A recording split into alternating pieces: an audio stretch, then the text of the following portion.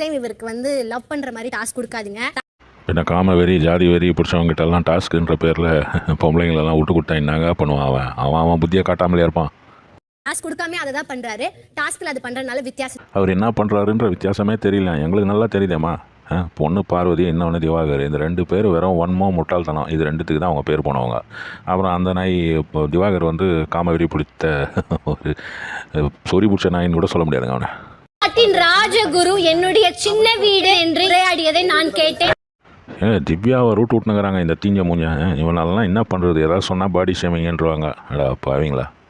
Acting மாதிரி எனக்கு தோணல. அரோரா எனக்கு வாழைப்பழம் ஊட்டுறியா, அரோரா எனக்கு திராட்சை. பார்த்தீங்களா, உண்மையெல்லாம் வெளியே வருது. அரோரா வாழைப்பழம் ஊட்டுறியா திராட்சை ஊட்டுறியா அப்படின்ற வகையில் வந்து அவர் காமவெறியோடு பார்த்துருக்கான் அப்படின்றத இந்த அம்மா வந்து சொல்கிறாங்க.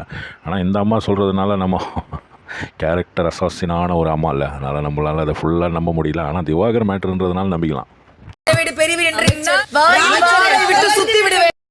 வாயில் கொம்பு விட்டு ஆட்டிடுவேன்றது தான் ஒரு ராஜமாதா ஸ்டைலில் சொல்லிடுறாங்க.